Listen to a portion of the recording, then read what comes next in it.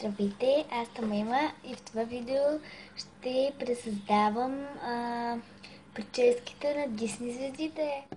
Първата прическа, която ще ви покажа на Луна. Тя е много лесна. Аз не мога да обяснявам, но ще се опитам максимално добре да обясня. Разделете косата на две части и от всяка част вземете един кичур по някъде от средата и го сплетете на обикновена плитка.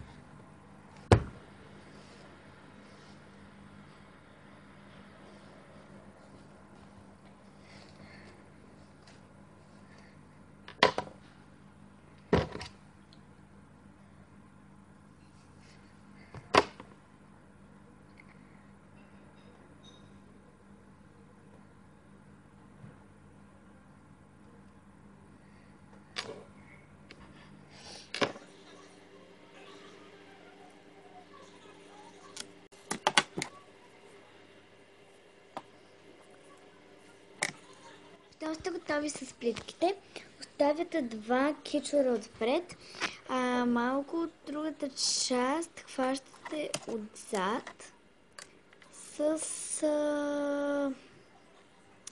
ластик, като захващате отзад и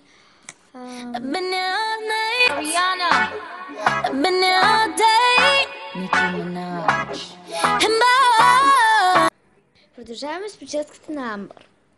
Тя е много лесна. Трябва да отделите два кичура коса, много тенички, отпред. След това слагате диадема, но диадемата да не захваща предните два кичура.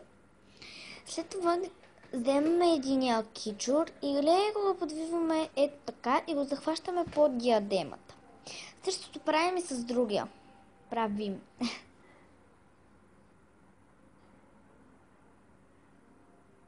Много е лесно и просто. Просто трябва да имате желание за работа. Прозвучах ужасно. Просто гледайте.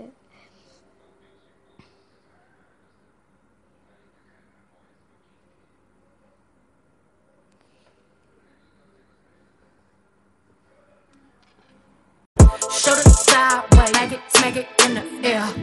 Let's move it side to side, smack it in the air. Let's move it side to side, smack. Продължаваме с прическата Делфи. Тя е много лесна. За нея просто отделяте два кичура коса. Всъщност, да. И за тях хващате други два, които захващате отзад с фиба.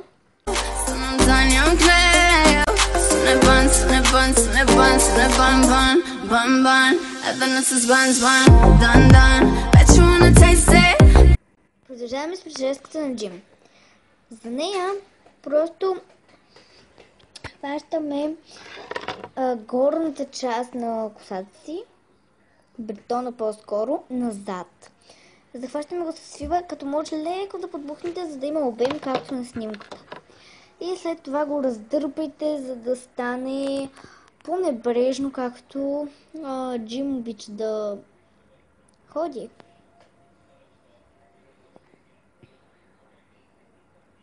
Аз избрах да я сложа от едната страна и леко да навия, като не, че се не кадри, но...